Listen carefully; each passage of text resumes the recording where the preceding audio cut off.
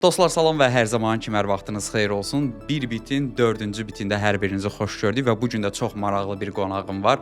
San Fransiskodandır. Yəni artıq San Fransiskodan olan ikinci qonağımızdır. Şəhriyar, xoş gəlmisən. Təşəkkür Fərid, xoş gördük. Şəhriyar, əvvəla onu deyim ki, bir bitdə mən çalışıram ki, daha çox podkastlarda olmayan, üzdə olmayan azərbaycanlıları tapıb çıxardım. Xüsusən də San Fransiskoda, Kaliforniyada fəaliyyəti olan azərbaycanlılardan. Xüsusi qeyd edirəm ki, sən ikincisən. Bundan əvvəl Nicatı dəvət eləmişdik. EA Games-də çalışan və həmin o buraxılışda da sənə göndərim olmuşdu. Təsadüfən gəldin Azərbaycana və sən bu verilişə qonaq oldun.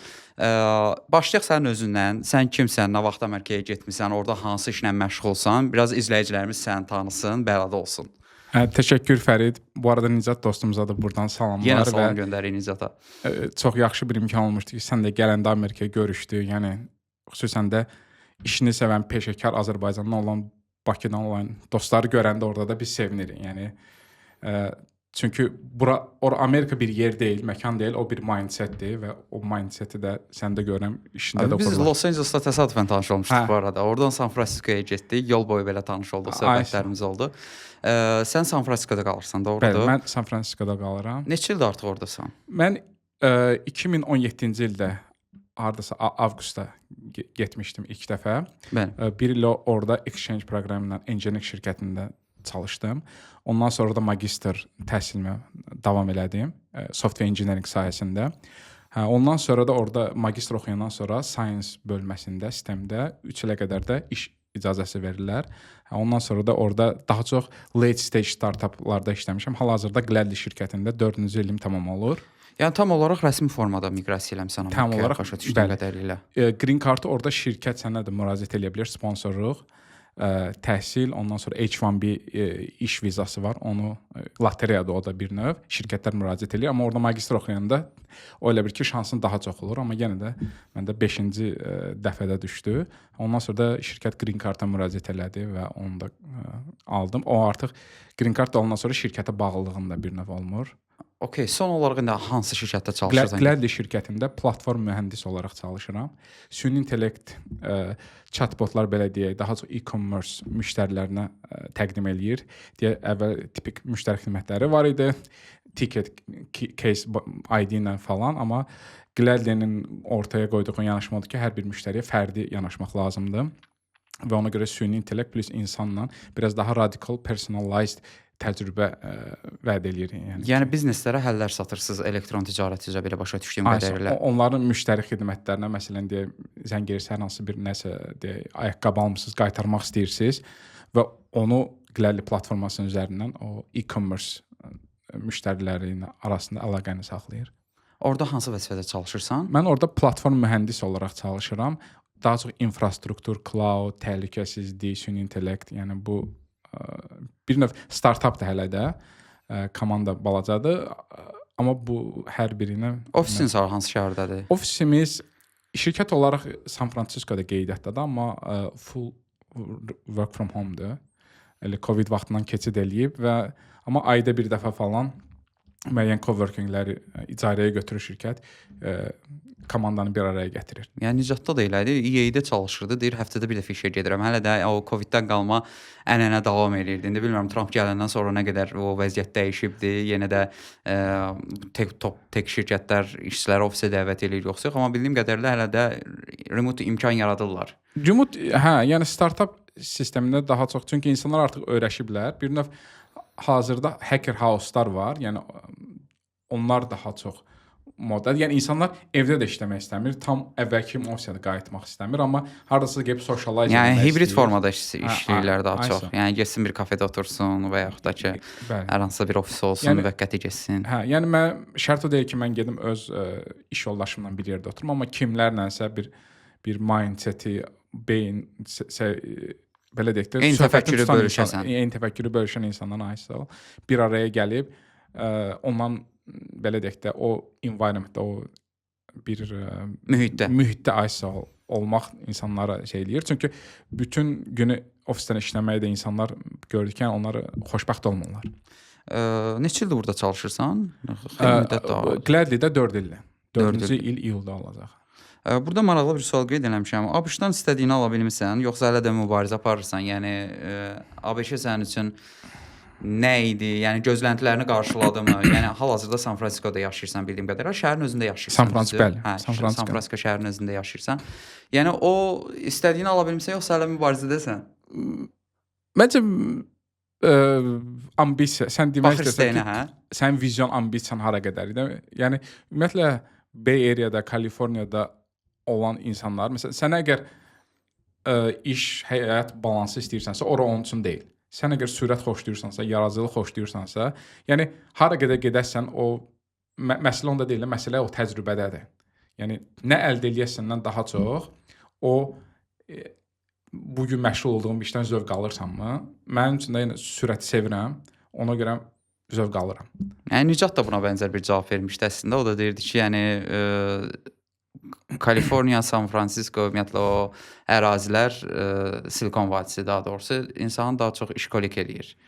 Yəni şəxsi həyatına daha az zaman ayırırsan. Yəni o sürətə çatmaq üçün davamlı olaraq çalışmalısan. Belə bir yanaşması var. Belə bir harmoniya yaranır. Sürət, risk, elə bir oyuna girirsən. Deyək ki, oyunda levellər olmur, müəyyən bir sadə bir şey eləyirsən, alınır, sonra biraz növbəti biraz çətinləşir. Elə bir ki, və orada da ki tam olaraq uğur, deyək məsələn olur ki, hər hansı bir unicorn şirkətin founderu olursan və yaxud da hər hansı bir researchdə breakthrough eləyirsən, deyək ki, ChatGPT kimi bir məhsul ortaya qoyursan və yaxud da yəni hər hansı bir açıq kodlu layihə qoyursan ortaya. Yəni orada məsələ uğurda pula bağlı deyil. Yəni bankdakı sənin hesabında ola bilər ki, milyonlarla pulun var, amma cəmiyyət sənə hörmət eləmir. Etməyə bilər. Yəni amma sən bir kitab yazıcısı ola bilərsən və yaxud da hər hansı bir nə çox az pulun ola bilər, amma çox hörmətli bir şəxs ola bilər. Hara getdin sənə insanlar hörmət edir. Yəni orada daha çox baxırlar belə ortaya qoyduğun bir işə, dəyərə, aysa. Nə dəyər yaratmısan? Aysa. Okay, yəni məncə kifayət qədər məlumat verdik səninlə bağlı, daha doğrusu özün məlumat verdin. Azərbaycan icması ilə bağlı biraz danışmaq istəyirəm. Çünki mən ora gələndə sən Azərbaycan icmasında, Silikon vadisində kifayət qədər aktiv sima idin və elə kimə baxırdım, hamı səni tanıyırdı, sənin əlaqəsi var idi.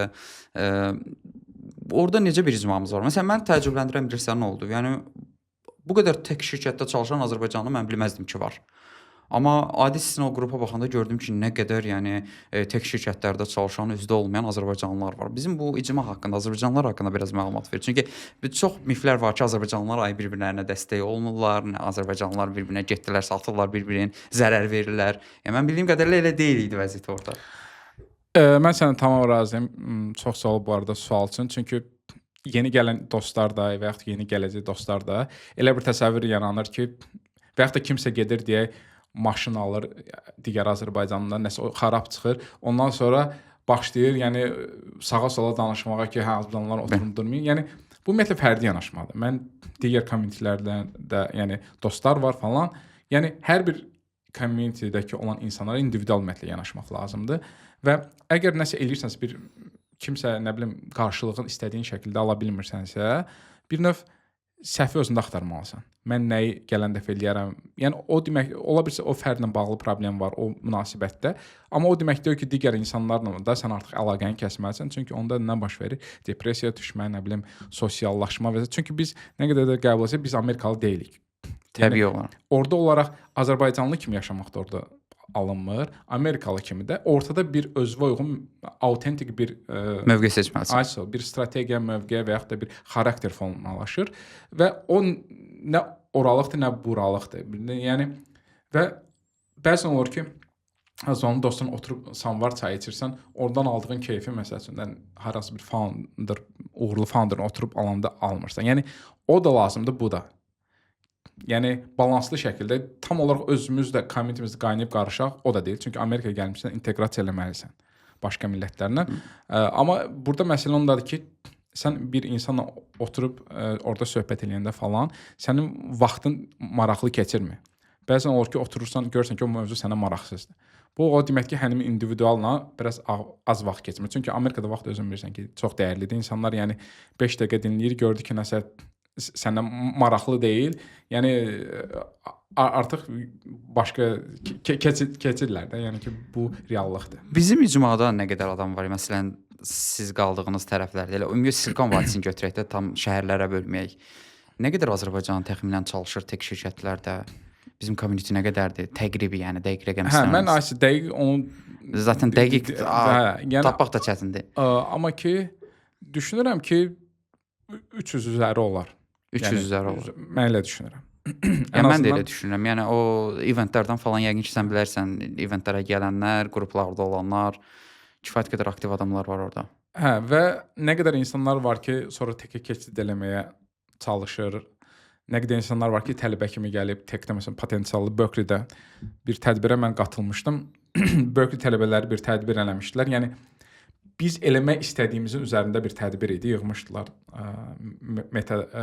Metada çalışan, Google-da çalışan həmyerlərimizi, onlar belə təcrübələrini bölüşürlər. Və mən gördüm ki, oradakı o tələbələr biz qalxsaq bir tədbir eləmək, onun üzərində bir tədbir eləmişdilər. Hə, bizim tələbələr eləmişdi. Azərbaycanın Berkeley-də olan tələbələri, Berkeley Universitetinin özündə. Hə, deməli bizdə Google-da da çalışanlar var orada, Facebook-da da, bəli. Daha doğrusu Meta-da belə deyim, ümumi götürsək. Yəni Apple-da çalışanlar var idi hətta, yəni. Bütün demək olar ki, böyük Nvidia-da da var, Google-da yəni. Amma məsələ ondadır ki, mühəndis kimi yox, bir növ nə azdır, daha çox menecmentdə, idarə etmədə olan, yəni hiring manager olsun və s. digər biraz orada elə bir ki, hələ ki leadership rollarda azdır. Elə onunla bağlı bir sual yazmışam ki, yüksək vəzifədə çalışan Azərbaycanlılar tanıyırsanmı orada? Məsələn, San Fransiskoya getdinsə, yəni Silikon vadisinə getdinsə, yəni hardasa işləyirsənsə, zaten gedib o top tək şirkətlərə işləsən. Yəni başqa variantın yoxdur. Yəni o iş imkanları orada var. Amma biz nə qədər key positionda varıq Azərbaycanlı olaraq? Biz nə qədər açar adamlarımız var orada? Məsələn, Nicat səhv eləmirəmsə bir team leader idi. Səhv eləmirəmsə bir 10 nəfər, 15 nəfər Behbudovun idarəsində bir adam var idi. Yəni biraz yüksəlibdi o özlüyündə. Nə qədər belə adamlarımız var? Yəni sən daha yaxşı bilərsən onu. Ümumiyyətlə belə bir şey var ki, təkcə yuxarı pozisiyona getdikcə bilik kifayət eləmir. Sənin əlaqələrin şirkət daxilində fərq yoxdur, yəni eyni millətdən, fərqli millətdən o dostluq münasibətləri çox rol oynayır. Və yaxud da görsən ki, hər hansı bir şirkətin CEO-su, CTO-su dəyişir, deyirlər öz adamlarını gətirdi. Yəni o bizdə tanışlıqda orada networkdur adı. Yəni adını dəyişiblər sadəcə. Aysa skill base plus trust rol oynayır, yəni inam, bir insan nə qədər inamlıdır, reputasiyası nə qədərdir, visibility-si məsələn ola bilər ki, bir insanı hire eləyirlər, o birisini hire eləmirlər. Fərq nədədir? Birinin LinkedIn-də 100.000 follower var. Yəni artıq bu da getdiyi zaman görürsən ki, təkcə mühəndis olmaq bəs eləmir. Visibility, yəni görünümlülüyü, tanınmışlığı. Hə, biraz mən onlara hər bütün Azərbaycanlı olan tələbə olsun, işləyənlər də həmişə görüşəndə də bir kiçik bir təcrübə kimi bölüşməsi kimi eləyirəm ki, yəni davamlı olaraq LinkedIn-də orada bir sosialda aktiv olmaq artıq bir nice to have deyil. Bir yəni komponentə çevrilibdir bir yarışda, sənə üstünlük qazandıracaq. Çünki nə qədər Azərbaycanlılar olurdu ki, deyir, əvvəllər mənim iş tapmaq problemim yox idi. LinkedIn-dən girirdim, hamı yazırdı, amma indi işlərə apply eləyirəm, məsələn, layoff-a düşüb, heç kim cavab yoxdur. Mən deyirəm ki, çünki oyunun qaydaları dəyişib. Bəli. Təkcə Azərbaycanlılarla bağlıdır, ümumiyyətlə bazarda qaydalar dəyişib. Baxırlar ki, hə, falan X texnologiyasını bilirsən, super əla, daha başqa nə var? Daha başqa nə var? Baxırlar ki, bu insan mən hire eləsəm, bu brendi mənim şirkətimi qaldıracaqmı? Yəni bir növ artıq marketinq sizin sahədə traditional mediadan daha çox dəyişib sosialda olan influencer ekonomiya. Yəni bunu sualımızla bağlasaq, səncə biz kifayət qədər leadership vəzifələrində varıq Azərbaycanlılar olaraq? Məncə ikinci, çünki bizdə daha çox gedən Azərbaycanlılar, biz çünki Sovetdən sonra gedib də Azərbaycanlılar. Biz daha əvvəldən orada second generation, yəni növbəti nəsillər, onlar onu daha yaxşı başlayır. Mən sənə dediyim burada böyümüş olsun da, yəni Berkeley-də olan tələbələr sonra da burada böyüyüb ora gəlib də. Onlar başa düşür. Onlarda görürsən ki, o məsəl üçün artıq özləri müstəqil qərar verə bilirlər. Yəni liderlikdə nədir? Müstəqil doğru qərarlar vermək. Və o zamanla da risk götürüb, doğru qərar verib, o müəyyən bir vəzifədə qalxa bilirsən. Əgər sən məsuliyyət cavabdehlik götürmürsənsə, sən yəni menecmentdə də uğur qazana bilmirsən. Hə, o elə bir ki dəyişibdi. Mən onu görürəm ki, artıq Gen Z falan, məsəl üçün bəziləri var ki, deyir, gedirəm məsəl üçün Avropada doktorantura eləyəcəm. Deyirəm ki, Berkeley-də oxuyursan, burada da imkan var. Qal burada, məsəl üçün magistrda burada, doktoranturada. Deyir, yox, bura məsəl üçün oranın lifestyle mənim daha çox xoşuma gəlir. Yəni artıq özləri independent olaraq müstəqil şəkildə seçimlərini eləyirlər və bizim vaxtı necə idi? Hardan, oradan, buradan eşidirdi, tətbiq eləyirdi, alınmırdı, başqa bir variant. Amma artıq görürsən ki, fərq var yəni. Okay, yəni mən belə başa düşdüm ki, hələ top səviyyədə o qədər bizim şey yoxdur. Birinci nəsil bu 90-a gedən var bəzi insanlar, amma kütləvi deyil. Kütləvi deyil. Yəni azdır. Yəni təbii ki, əgər Hindistanlılarla müqayisə edirsə, təbii ki, azalacaq. Çinlilərlə müqayisə edirsə, təbii ki, azalacaq. Çünki onlar demək olar neçə nəsildir orada olanlar var. neçə nəsildir ordadılar və oranı sayda... işğal eləyiblər və top teklərin CEO-larına qədər hamısı demək olar ki, Hindistanlılardır. Mən işğaldan daha çox da deyərdim, onlar artıq öyrəniblər. Yəni qaydasını, qanun. Məsələn, mən deyək ki, promotion da deyək. Promotion, reklam. Yəni promotion deyəndə mən bir keçid eləməkdə deyək, mühəndisdən senior mühəndis olmaq üçün onun qaydası nədir, o nədir, bu nədir, tam olaraq bilmirsən. Və yaxud da maaşı necə razılaşdırmaq olar menecerlə orada. Yəni bu şeylər bizdə biraz da bilgi şeyi var da. Məsəl üçün mən dönənə qədər bilmirdim ki, şirkətin hissələri nətər, məsəl üçün. Şirkətə təklif alanda onun hissələri nətər, nə qədər, onun nə qədər götürməlisən, nədir, o nədir, bu nədir. Hə, onlar məsəl üçün o community-lərdə artıq o bilik qıtlığı yoxdur. Bir-birinə paylaşırlar falan. Ona görə bizdə biraz da yol göstərənlər azdır da, belə deyək. Qabağa gedən plus o gedəndən sonra o təcrübələrini sosialda olsun, belə sizin kimi bu ISO. Elə o məsələyə gəlmək istəyirəm ki, icmada vəziyyət necədir? Yəni tez-tezmi görüşürsüz? Mən orada olanda sən xeyli aktiv idin. İndi bilmirəm nə yerdədir vəziyyət. Tez-tez görüşlər təşkil edirdin, meetuplar olurdu. Xüsusən orada səhv eləmirəmsə Qazaxıstan, Türkmənistanın ortaqlı yaratdıqları bir yer. Hə, elə bir yer var idi. Orada da iştirak edirdiniz. Necədir vəziyyət orada? Yəni bu nə qədər aktivsiz? Bir ara o biraz Covid-dən qabaq başladı. Bir kiçik bir Azərbaycan mühəndislər community yaranmışdı. Biraz Covid vaxtı temp öldü. Ondan sonra elə bir Covid biraz bitəndən sonra aylıq görüşlər olurdu mühəndislərin. Hal-hazırda o qədər aktiv deyil. Məhəmmədiyyə və Vurğun Hacıyev, onlar məsəl üçün komitə belə deyək, ağsaqqallar deyirik. Onlar təşkil aylıq bir dəfə hardasa parkda otururduq, çay içirdik falan, 15-20 nəfər. Bir növ iki səbəb oldu. Bir davamlılıq olmadı. Komitə üçün bir növ qabağa düşüb. Çünki vaxt alan prosesdə odur budur. İkincidə biraz da komitə o qədər də davamlı saxlamaq üçün bir aktivliyi olmadı. Elə gəlin eləyərik falan. O da ki, belə də sistemi pozdan artıq biraz ala qaytar. Yəni ki, orada maraq da olmalıdır. Yəni onlar ora gətirəcək bir şeydir. Sadəcə sırf Azərbaycanlıdırlar deyənə, yəni inanmıram gələrlər. Yəni məsələn bu Hindistanlılar məsələn necə bir community formalaşdırır və ermənilərin özünü götürək. Onlarda community'nin vəziyyəti necədir? Onlar da kifayət qədər aktivdirlər. Mən düzü erməni o qədər maraqlamam ona community olaraq necə nətər. Amma belə düzü formal bir şey də olmur, amma görsən ki, Çinlilər, məsələn, Çinli investorlar, onlarda artıq kateqoriya üzrə gedir. Məsələn, Çinli investorlar oradan Çindən gəlirlər, nə bilim, hər hansı bir tədbir təşkil edir. Bir növ resursları daha çoxdur. Çünki bu iş full time iş tələb eləyir də. Bizdə məsəl üçün volunteer kimi, yəni əlavə qıraqda bir 5-10 nəfər yığma falan, o da bir dəfə vaxtın olur, bir dəfə vaxtın olmur. Amma onlarda məncə daha çox donation falan, resurs ayırıblar bu işlərə. Oturuşublar orada, sən deyən kimi yuxarı liderlikdə olan şeylər dediyim falan. məsələ orada maraq var. Yəni onlara bir pul ayrılır, vəsait ayrılır ki, bunu davam elətdirsinlər.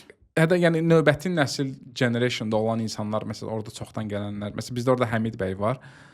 Azərbaycan Culture Society 40 ilə yaxın bir orada bir community lider eləyir. Hə, o məsəl üçün öz biznesləri plus resurs kimi ayırır falan, community davamlı gətirir. Hə, yəni amma belə sırf şəxsi inisiativlə olanda biraz çox gedə bilmir. Çünki Deyək ki, biz mühəndisik də, bizim işimiz kompüterdə kod yazmaqdır. Tədbir təşkil edən insanları yığmaq, ona yaz, buna yaz, biraz o başqa skilllər tələb eləyir. O yöndə olan uşaqlarımız var. O da ki, bəzən alındırır, bəzən alınmır, amma deyək ki, kimsə iş kimi buna yanaşıb, məsələn, bunlar eləsə məncə daha effektiv olardı. Şəhriyar, yenə azərbaycanlılarla bağlı bir sual verəcəm. Buyur. Bir azərbaycanlının Silikon vadisində iş tapması, ora gəlməsi nə qədər asandır? Yenə o Hindistan və Çinlərə bağlayacağam məsələni. Deyəsən oradan yapışmısan, amma həqiqətən onlarla rəqabət aparmaq biraz çətin məsələdir. Bu barədə danışaq və bizdən gedənlər, bu dediyimiz 300-500 nəfər daha çox hansı yönümdə çalışırlar? Yəni software engineerdirlər, yoxsa dediyimiz başqa menecer vəzifələrindədirlər? Gəlmə yolu sırf deyə işlə gəlməli olsan, H1B deyə bir vizadır. O da ki, ildə bir dəfə oynanılır, aprel ayında müraciət eləyir və oradan da ki, 400 min müraciət eləyən olur, 60 min, 80 min adam seçilir. H1B-ni şirkət apply edir ha onda. H1B-ni sənin üçün şirkət apply edir. Amma onda belə çıxır ki, Azərbaycandan getmək üçün birinci orada bir şirkət iş tapmalısan. Aysa. O plus sən Azərbaycandan gəlmə biraz şirkət üçün də risklidir. Sənə deyək ki, ildə bir dəfə olan bir şeydir. Yəni sən miqrant kimi gətirir ölkəyə belə deyək. Yəni o və ondan sonra oktyabrda başlaya bilirsən işləməyə. Apreldə deyə müraciət olunur, cavablar çıxır. Ondan sonra ən tez oktyabrda başlaya bilirsən işləməyə. Vizanın prosesinq və s. Ona görə o birbaşa daha çox Çinli və Hindistanlı dostlarımız da necə gəlir? Təhsil yolu ilə. Ən məntiqlisi zaten deyəsən elə təhsil metodudur. Təhsil bakalavr, olsun magistr, çünki ondan sonra siz 3 ilə qədər qalıb işləyə bilirsiniz. Ən azından H1B də alınmasa, artıq Amerika təcrübəsi qazanmış olursunuz. Ən azından 3 il Amerikada bir şirkətdə işləmiş olursunuz. Başa düşürəm. Ona görə təhsil və öyrənmiş olursunuz mədəniyyət. Yəni deyək 2 il magistr oxusanız, plus 3 il orada çalışmış olsanız, 5 il Amerika təcrübəsi heç də pis bir şey deyil. Yəni dünyanın artıq hər bir yerində, yəni deyək ki, iş vizası falan alınmasa, yəni gedib çalışa bilərsiniz rahatlıqla. Digər bir məsələ bayaq biz qısaca danışdığımız kimi green card məsələsi var ki, EB1-la, yəni ki, xüsusi exceptional bir istedadla gəlirsiniz. Ondan da indi görürəm yavaş-yavaş alan dostlarımız var. Amma çox azdır sən deyim. Yəni o prosesin özü ilə mən də maraqlanıram və o qədər uzun bir prosesdir ki, o qədər hüquqşünaslar o qədər pul istəyirlər ki, yəni hər belə yerindən duran adam gedib ala bilmir. Einstein vizası deyirlər. Yəni extraordinary ability, xüsusi istedadın olmalıdır. Yaxşı, belə bir sual verim. Deyək ki, Meksikadan kimsə qaçdı gəldi. Heç tanışınız varmış orada? Çünki mən Meksikadan əvvəllər gəldilər. İndi Trumpın vaxtı dövr dəyişib, o qədər aktual deyil. Bu adamlar daha çox ənənəvi bizneslərlə məşğul idilər. Ya taksiyə gedirdilər, ya kuryeriyə gedirdilər. O metodla gəlib orada bir Silikon vadisində özünə corporate iş tapan adamlarımız varmı? Mən dönə-dönə o yolu etməməyə çağıram dostlarımızı. Çünki yenə də məsələnin leqal tərəfidir. Yəni neyinirsə eləyin leqal olsun. Yəni və mən onu doğru saymıram. Orada özünün riskləri var, nə var. Yəni mən eləyən heç bir kəsdə yəni durub judge, yəni bəli, yəni onun da ehtiyacı ola bilib. Yəni onu mən hər bir individual məsələ, ona mən qarışmıram o tərəfinə, amma ki ehtiyac, yəni ki maksimum hər bir şəkildə leqal. Yəni ümumiyyətlə immiqrasiya onsuz da çətindir. Plus nəsə bir qeyri-leqal olanda məncə məsələ daha da qəlizləşir ki və ona dəymir. Və mən bu günləri düşünürəm ki, hər bir normal, sağlam insan leqal şəkildə istədiyi hədəfi qoyub dünyanın yəni dörd bir tərəfinə rahat şəkildə miqrasiya edə bilər. Sadəcə olaraq bir növ çalışmaq lazımdır. Yəni o tam olaraq sualıma belə cavab alım. Yəni heç qarşına çıxıb deyil şirkətlərdə belə bu yolla gələn insanlar. Çünki məntiqlə mümkün deyil. Ən azından 5 il mümkün deyil, düzdür? Nə etmək? Yəni məsələn adam Meksikadan gəldi, korporatda çalışmağa başladı birdən birə, elə bir şey olub. Yəni normalda olmamalıdır. Hə, yəni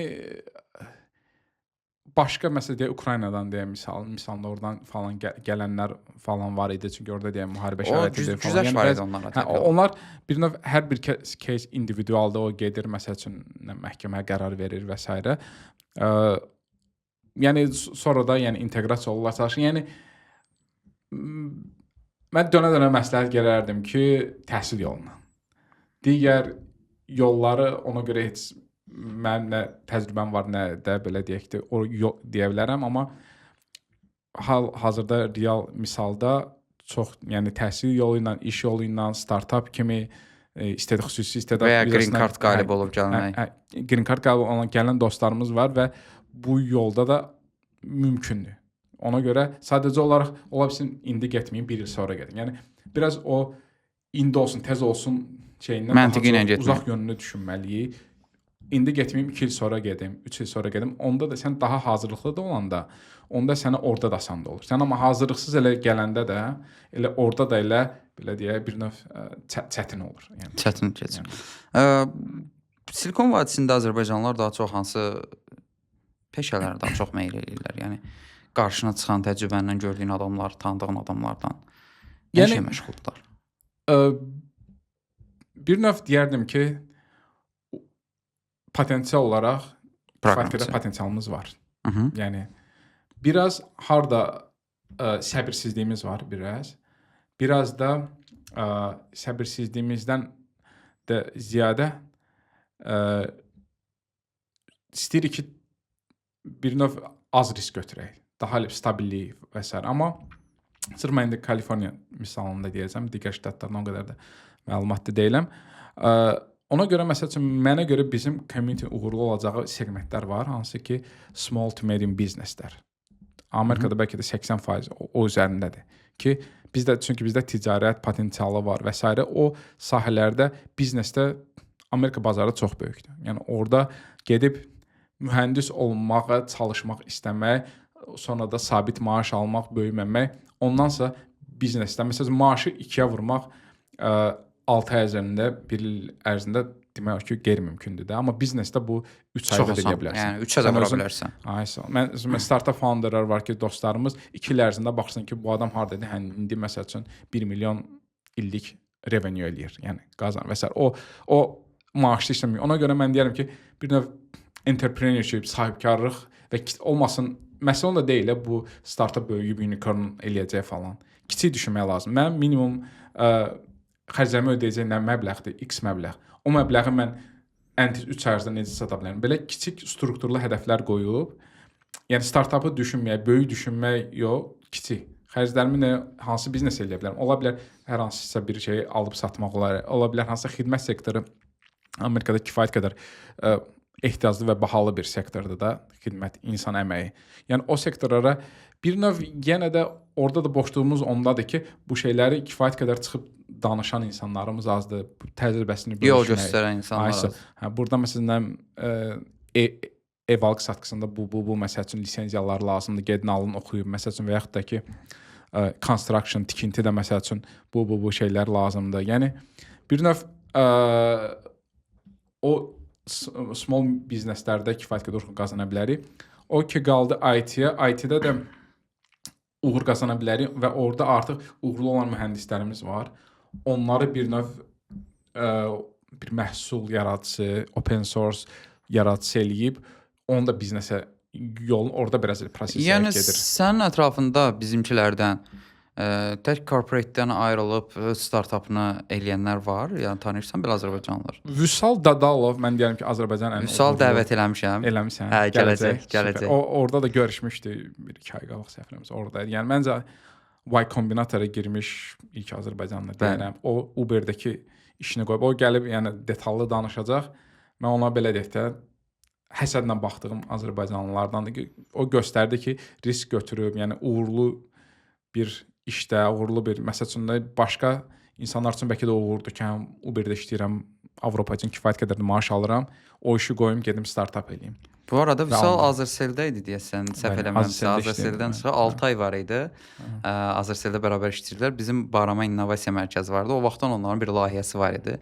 Mənlə çox yaxın oldular və onlar getdilər birdən-birə Azərbaycandan. 6 ay da Amerikada. 6 ay Lüksemburqda idi ən son mən baxanda. Bilmirəm, oradan deyəsən İspaniya falan keçəcəkdi. Onu da dəvət eləmişəm bu arada. Vüsal getdi Amsterdama, o Uber-də çalışdı bir xeyli müddət. Sonra indi yeni xəbər tutdum ki, artıq onun layihəsi Y Combinatordadır və kifayət qədər ciddi bir layihədir. Ciddi bir Mən layihə. o layihəni biraz araşdırdım, baxdım. Databricks, Snowflake bunlarla rəqabət apara biləcək, yəni Tutarlı bir layihədir. Nə qədər belə adamımız var? İndi o vüsal hissəsini saxlayaq, özü gələndə danışar. yəni mənim belə həsəd apardığım Mən qəribi tanıyırdım məsələn. Qərib Mehdiyə. O da tez-tez Amsterdamda yaxın falan dostumuz, başdakı ofis, Ayşə. daha doğrusu Amsterdam ofislərində daha çox olur. Bu insanlar yəni sırf Amerika mindset-də indi müvəqqəti olaraq bəlkə də mühəndis komandası falan necədir, amma düşünürəm ki, qısa zamanda onlar da yəni yenə də Bay Area'da, Kaliforniyada Yəni onlar da zaten mühəndislikdən başlayıblar. Yəni sonra yavaş-yavaş startaplarını özləri formalaşdırdılar. Sonra Fuad Məlikov var məsəl üçün Hazelcast mobildə database-dir, in memory. Onun məsəl üçün co-founderlərdən biri idi. Türkiyədə başlamışlar. Amerikaya getmiş, kifayət qədər uğurludur Hazelcast, amma o ayrılıb hal-hazırda Google-da çalışırdı ən son. Yəni o da bəlkə nə vaxtsa yenə də startap ekosisteminə qayıdar. Yəni misallarımız bu şəkildə var və baxırsan ki, bir növ onlarda gördüyüm bir ortaq cəhət onlardır ki, bu elə bu insan yanında olub sadəcə onu dinləmək istəyirsən də, yəni təcrübələrini falan, yəni egosuz, heç vaxt yəni özün məhsuluna baxda, amma gördüyü işə baxsan ki, vay da, yəni mümkündür. Sən özünün planın yoxdur, yəni sən hal-hazırda full time çalışırsan, belə deyəkdir, corporate-ə bağlısan da. Öz aktivliyin necədir? Yəni bir startup yaratmaq istəyirsənmi və yaxud belə bir planın varmı? Bəlkə də var, mən bilmirəm. Və hər hansı bir biznes belə deyək, small və medium dediyimiz sahədə varmı belə bir girişimin? Yəni hal-hazırda yoxdur, yəni hansısa, amma daha çox düşünürəm. Yəni research və s. araşdırma, yəni dediyim kimi mən işimdən də zövq alıram, yəni platform mühəndis kimi süni intellektlə və s. işləri.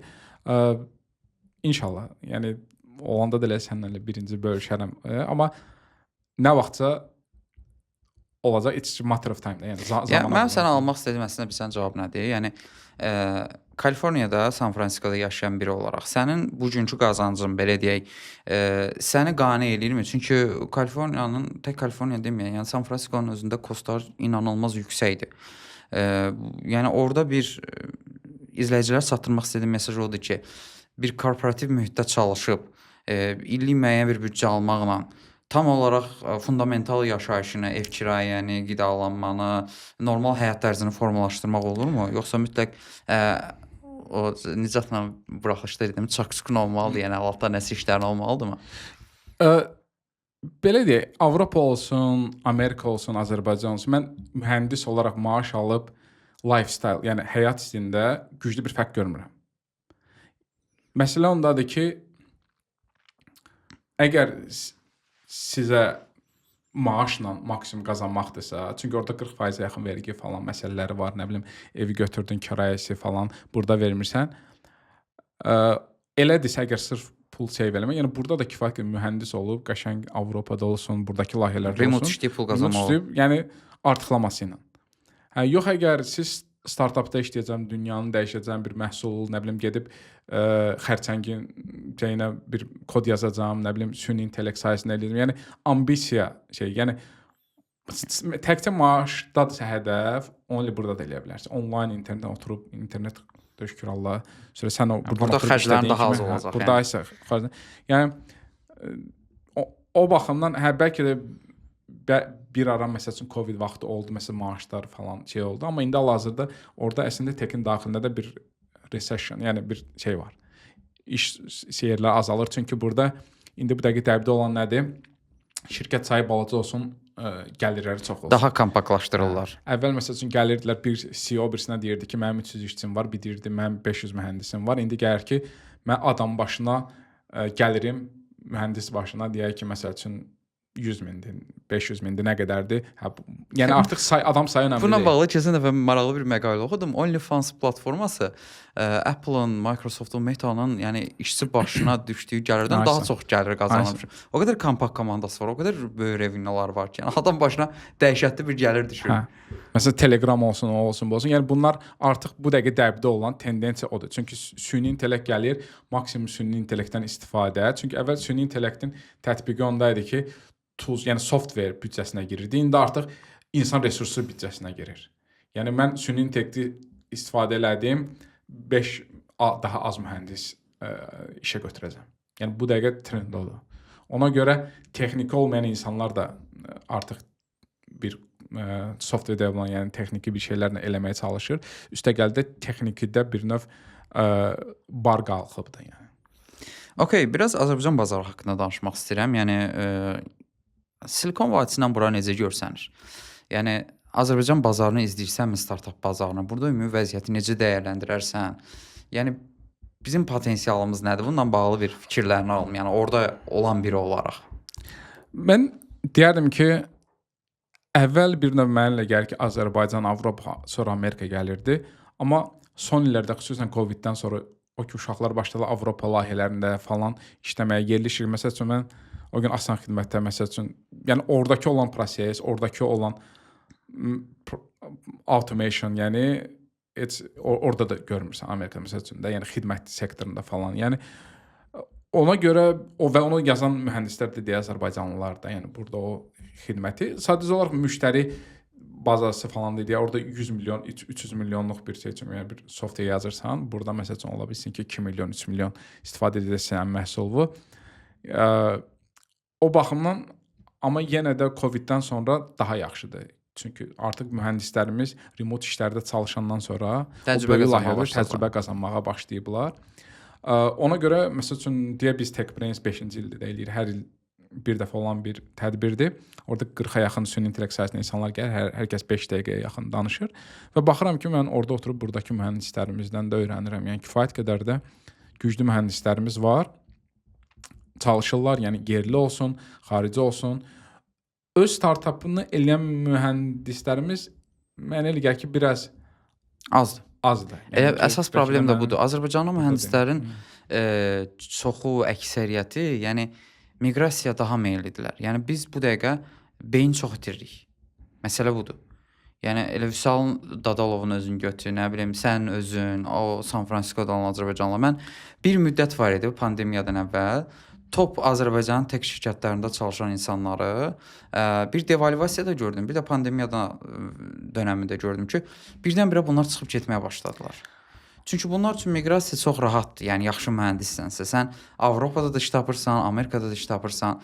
Yəni məsələnin mahiyyəti ondan ibarət ki, sözümü nəyə gətirmək istəyirəm? Səncə biz nə etməliyik ki, bunun qabağını ala bilmərik. Bu adamlar öz qərarları da çıxıb gedəcək. Heç olmasa bunların yerini dolduracaq adamları yetişdirməliyik. Yəni nə edə bilərik bununla? Mən ümumiyyətlə onda da qeyd eləmişdim 2018-ci ildə.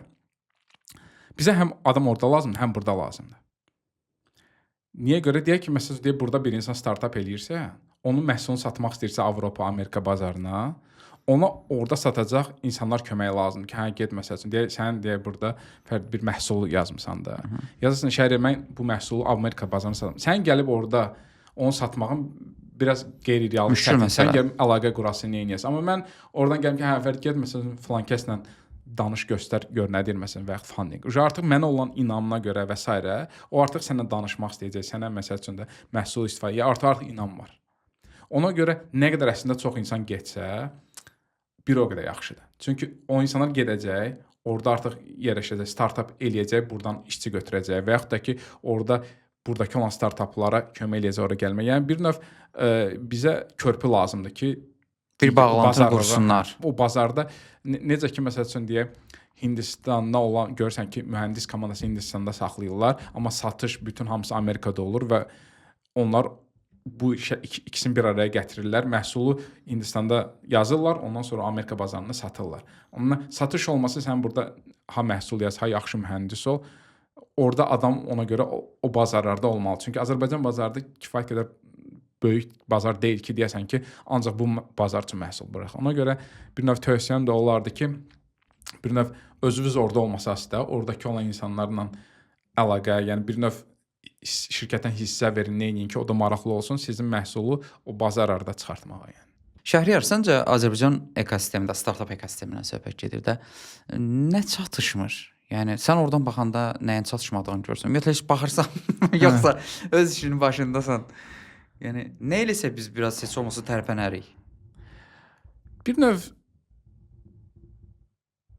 Məncə mən onu biraz daha ailə ilə əlaqələndirirəm. Çünki bir növ bizdə uşağı böyüdəndə indi məncə daha fərqlidir, amma daha əvvəlin deyirəm də bir növ.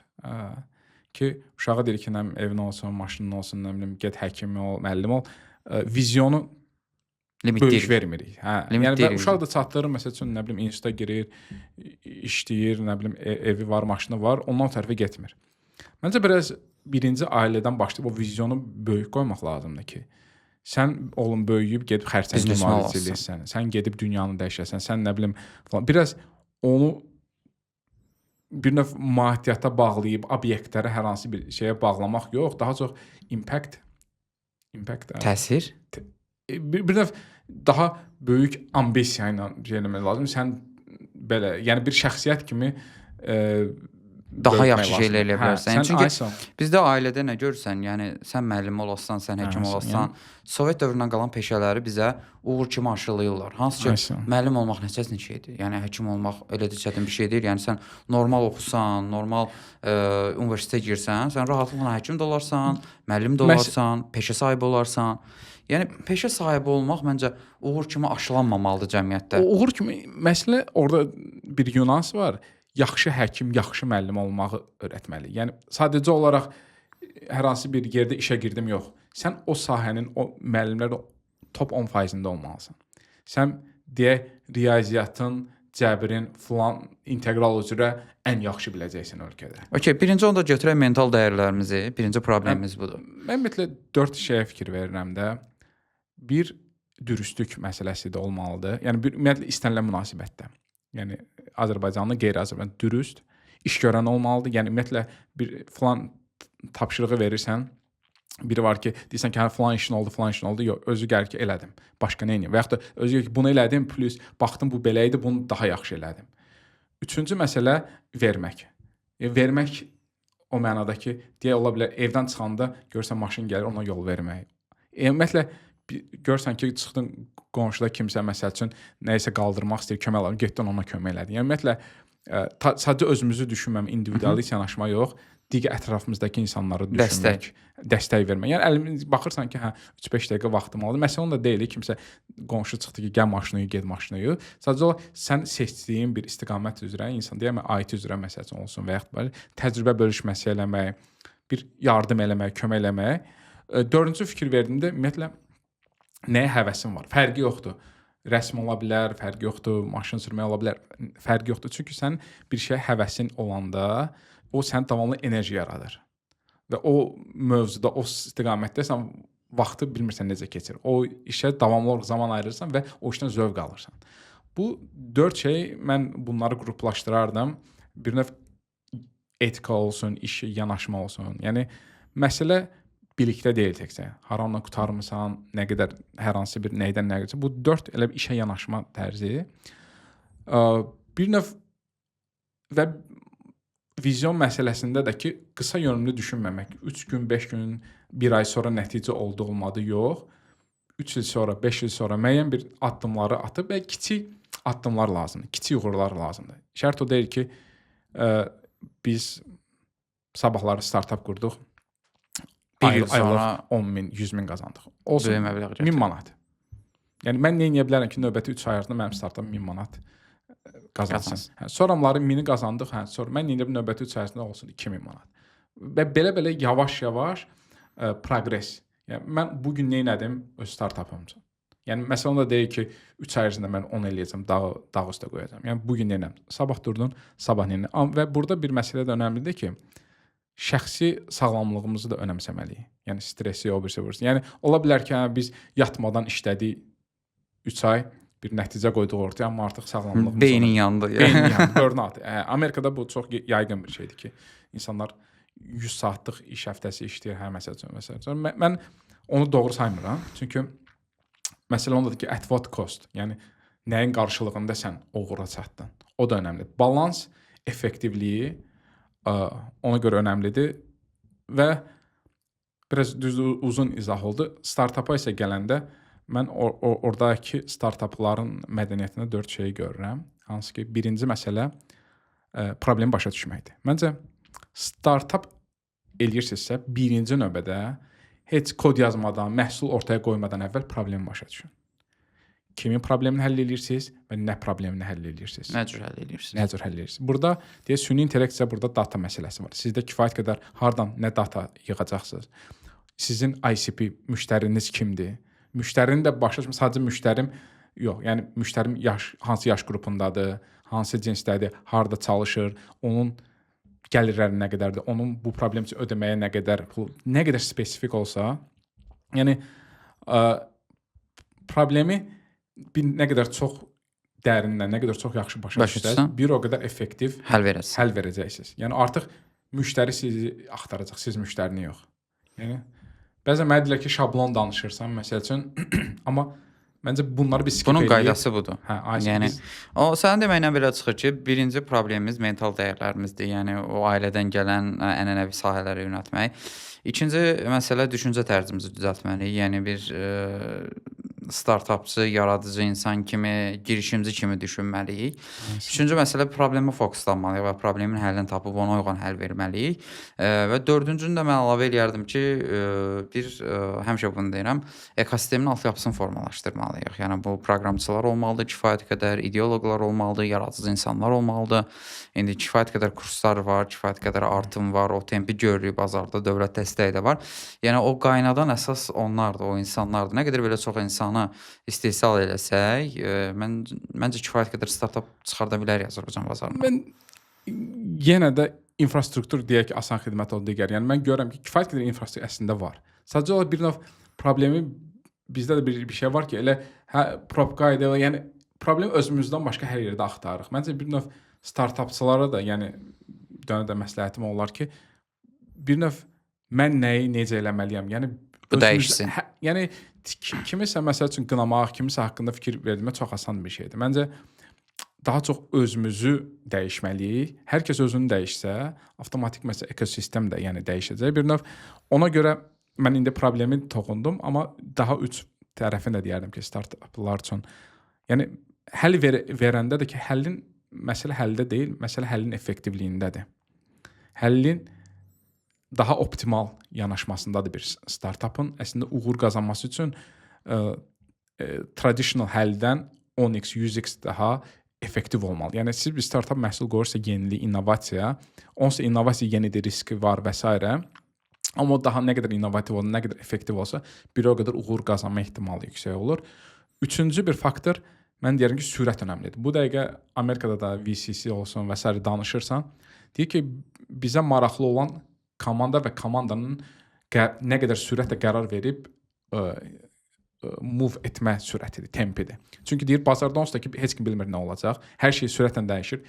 Kim daha sürət adaptasiya olursa, onlar survive edib qala bilir. Ona görə mən deyirəm ki, sürət, temp, bu dəqiqə xüsusi süni intellekt dinamika yüksək olmalıdır. Startup eləyirsinizsə, bu işi bir həftəyə görərəm, 2 həftəyə gələn planım yox. Yəni ki, perfect olmasına ehtiyac yoxdur, yəni mükəmməl, amma nə isə artıq eləyib, ondan sonra iterate eləyib, üstündə elə bir şey təkmilləşdirmək daha uğurlu olar. Dördüncü də kommunikasiya skilllərimizə mən xüsusən qeyd etmək istəyirəm ki, məsələ bir şey sadəcə olaraq problemi başa düşüb onu həll eləmək deyil, onu müştəriyə doğru şəkildə izah eləməkdir. Çünki müştəri görəndə ki, siz onu artıq başa düşürsünüz, onu doğru izah eləyə bilirsiniz, onun suallarını və s. O artıq onda inanmayaraq ki, bəli, mənim problemimi bu insan həll eləyə bilər. Mən bir əlaqə yaranmalı, dostluq. Müştərinizlə dost olmalısınız, davamlı olaraq ondan almalısınız. Yəni məsələ ondadır ki, bütün müştəri deyənlərə qulaq asmalısınız, amma ondan gələn dinləməlisiniz məlumatları və ona uyğun öz belə deyək də qərarlarınızı verməlisiniz. Amma dinləmədən sadəcə o öz bildiyim kimi eləyim, o effektiv deyil. Süni intellektə gələk. Sən özün də o sahədə çalışırsan. Ümumiyyətlə süni intellekt barədə nə düşünürsən? Yəni çox böyük bir balon var dəqiqə. Yəni süni intellekt texnologiyası təbii ki, mükəmməlliyə doğru gedir, şişir, amma eyni zamanda ekosistem də şişir. Yəni yəqin ki, San Fransiskoda hər bir startapın qabağında bu dəqiqə AI sözünü eşidirsən. Yəni hər bir şirkət AI fokuslanıbdır. Gələcəklə bağlı fikirlərin nədir? Yəni orada vəziyyət necədir? Mən daha çox optimal düşünən tərəfindəyəm, amma short term qısa vadədə də ki, müəyyən bir işsizlik problemi və s. artıq görünür. Yəni bu realdır ki, artıq şirkətlər bir-birinə rəqabət aparanda işçi sayına görə rəqabət aparırlar. Ona görə də yeni Kim nə qədər azaltdı məsələn? kim nə qədər azaltdı, kim nə qədər daha çox gəlir qazandı, yəni bir də o cool görünür. Yəni ki, bu dəqiqə dəbdədir. Oradakı maksimum sıxmaq, balaca komanda ilə böyük işlər ortaya qoymaq. Ona görə işsizlik olacaq, amma bir növ o da yeni iş yerləri də yaranır, yeni startaplar da yaranır. Bir növ əvvəl deyək 5-10 deyək ki, startap yaranırdısa, hərəsində 100 işçi, indi artıq 100 startap yaranır, hərəsində 5 işçi məsələn. Amma startap sayı da çoxalıb. Startap eləmək istəyən insanlar, çünki bəzən orada zarafatla deyirlər ki, startap eləmək iş tapmaqdan daha asandır. Çünki bütün toolları və s. məhsul yazmaq üçün var, bütün məlumatlar internetdə istənilən bir şeyi açıb araşdırıb eləyə bilirsiniz. Hətta deyərdim ki, bir misal, bir dostumuz var idi. Birinci dəfə onunla görüşdük. Amerika gəlib gedirdi də. O elə bir ki, işləyirdi müəyyən bir Amerika şirkətində. Qayıdandan sonra onu işdən çıxarmışdılar. Növbəti dəfə yazanda artıq deyir ki, bəs yəni işdən çıxmışam, maddi və s. 2 dənə strategiya üzərində işləyirəm. Bir öz startapımı, 2 də ki, işlərə müraciət edirəm.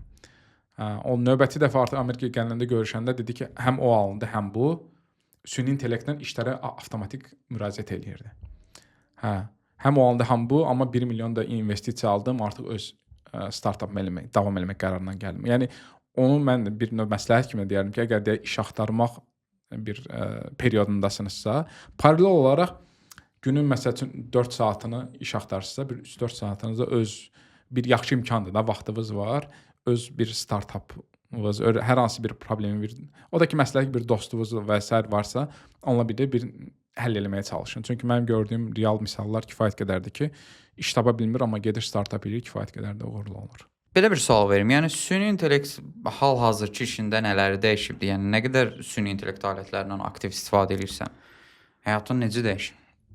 Süni intellekt alətlərindən belədir ki, artıq xüsusən də daha aktiv fazaya keçdi. Bu ChatGPT, OpenAI release eləyəndən sonra, bazara buraxandan sonra, çünki artıq belə deyək, şirkət səviyyəsində artıq strategiya müəyyənləşib ki, ilin sonuna qədər kodu süni intellekt yazmalıdır. Siz sadəcə kodu review eləməlisiniz. Sizin daxili şirkətdə? Yəni ümumiyyətlə çox şirkətlərdə bu artıq onsuz da insanlar yazırdı və s. Artıq bəzi şirkətlər artıq qayda kimi tətbiq edir ki, maksimum süni intellekt toolları olsun, kursor olsun, nə bilim, GitHub'ın Copilot olsun, sadəcə Gemini, Copilot, multimodal süni intellekt toolları olsun. Maksimum süni intellekti prosesə daxil eləməlisiniz. Yəni bir növ köməkçi kimi, bir növ nəticəyə baxsan, orada xüsusən də bu dəqiqə dəbdə olan ümumiyyətlə bazarda vibe coding deyə bir şeydir. Nədir o? Vibe coding. Ander Karpathy'nin çıxartdığı bir terminologiyadır. Yəni kodu başa düşmədən kod yazmaq. O demək ki, bir müəyyən bir deyirsiniz ki, həmə belə bir son nəticədə belə bir məhsul lazımdır. Süni intellekt yazır, baxırsınız, görürsünüz ki, yox, məsəl üçün UI-da bu düymənin rəngi bu deyil. Yəni heç kodu gedib dəyişmədən, yaz ki, o da sıfırdan yazsın. Yəni kodu başa düşmədən yeni bir süni intellektə yazırsınız, yeni bir məhsul yazır. Yəni izah edirsən, o sən istədiyini koda çevirir. Yəni heç kodu dəyişmirsiniz, elə yenidən kodu yazır, siz istədiyiniz kimi. Deyirsən ki, Yəni ümumi mənada belə baxıram, yəni proqramçılar da işini itirəcək yavaş-yavaş. Xüsusən də proqramçıların işini itirməsi daha realdır. Çünki AI-ın özü proqram təminatıdır və onu başa düşür. Ən rahat başa düşdüyü sahə odur. Amma yəni istənilən halda yəni proqramçıya ehtiyac var. Yəni və olacaq da. Sadəcə birdən-birə süni intellekt bu hissədən vurmağa başladı. Yəni ənənəvi peşələrdən yox, elə birbaşa müasir peşələrdən vurmağa başladı. Yəni onunla bağlı nə düşünürsən? Yəni sən işini itirərsən? Mən yox, amma süni intellekt istifadə etməyən mühəndislər itirəcək. Yəni bu biraz standart cavab ola bilər, amma bu realdır. Nə mənada? Əgər süni intellekt istifadə eləmirsinizsə, bu demək daha az sürətiniz daha azdır. O demək ki, yeni şeyləri öyrənməyə daha az operation işlərə çox vaxt ayırırsan. Daha az meyillisiniz yeni bir şeylər öyrənməyə. Yəni daha çox olan bildiyiniz şeylərlə məşğul olmağı sevirsiniz. O hansı ki iTunes da belə idi əvvəldən. Yəni bir ay oxumursansa, bir ay işləmirsənsə, artıq hiss eləyirsən ki, geri qalmısan. Yəni öz üzərində işləməyən insan işini itirəcəkmi? Bəli. Əvvəl daha bəlkə də zəif idi, indi daha aktivdir. Məsələn, həkim olsun, digər sahələrə də aiddir bu. Amma dinamika elə bir ki, sürət tempi yuxarı idi, biraz da süni intellektdən artıbdı. Yəni amma bar da qalxıb və digər deyək komandada işləmə bacarığı artıq çox önəm verilir. Yəni bir məhsul yazarkən nə qədər çox kommunikasiya edirsiniz. Bir növ intervyularda əvvəl xırda səhvlər bəlkə keçirdilərsə, indi keçmirlər. Çünki baxır ki, mən bir pozisiya 800 nəfərə əlavə müraciət eləyib. Bir növ daha perfectionist insanlar ideal axtarırlar. Ona görə də ki, barı qalxızıblar. Və yenə də amma əlaqələr rol oynayır. Məsəl üçün insani keyfiyyətdə rol oynayır. Bir şeyi daha bir balaca sahəni daha yaxşı bilmək. Daha nə qədər dərindən bilsən, bir o qədər yaxşıdır. Məsəl üçün infrastrukturda, platform mühəndisliyində, dizaynda və s. o qədər hiss olunmur. Çünki onsuz da şirkətlərdə nə bilim 3-5 nəfərlik mühəndisləri biraz cloud texnologiyaları və s. davam eləyirsən. Yəni süni intellekt cloud istifadə etməyə, başqa bir şey istifadə eləyək demir.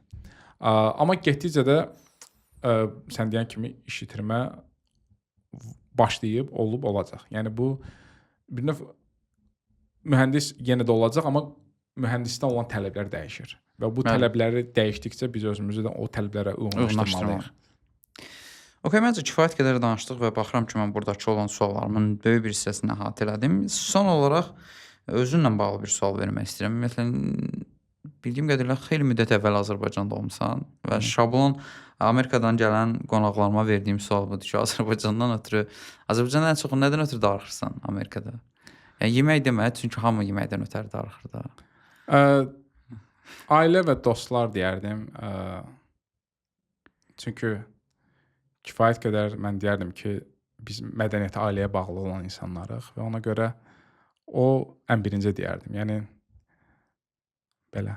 Ailə və dostlar? Yəni insanlar üçün. Yəni burada mən ağac üçün, hər hansı bir nə bilim bina üçün, nə bilim hər hansı bir əylənmə. Mən ümumiyyətlə yeməyə qarşı da məndə belə bir şey yoxdur ki, aş olsa yeyərdim, nə bilim. Dolma olsa yeyərdim. Azərbaycan əti məsəl üçün daha şeydir. Yəni o məndə elə bir o da yoxdur. O hiss yoxdur ki, yəni oradakı yeməyi də yəni yetər ki, sağlam qida olsun. Yəni orada problem yoxdur. Amma sadəcə bizdəki olan qohum, əqraba, get-gəl, ailə mədəniyyəti məncə dəyərlərimiz fərqlidir və mən onu sevirəm. Çox fərqlidir yəni. Yəni nə qədər də onu dəyişmək də istəmərəm ki, yəni deyək ki, Amerikada bir 15-16 yaşında bir insan buraxır, gedir özü məsəl üçün baş çıxartsın, neynəsin, biraz o məncə normaldır, yaxşıdır, amma ailə ilə necə İtaliyalılarda olduğu kimi, yazmalılarda şərqdə olduğu kimi ailə ilə olan bağlılıq qalmalıdır məncə. Məncə hər bir halda nə edirsə eləyək, nəyi dəyişir, onu çalışmalıyıq, qorumalıyıq. Okay Şəhriyar, çox sağ ol, dəvəti qəbul elədin, gəldin. Çox qısa vaxtın var idi, bilirəm, çox məşğul idin, amma təşəkkür edirəm gəldiyin üçün, maraqlı bir podkast alandı. Təşəkkür Fərid, sənə və komanda uğurlar. Çox sağ ol.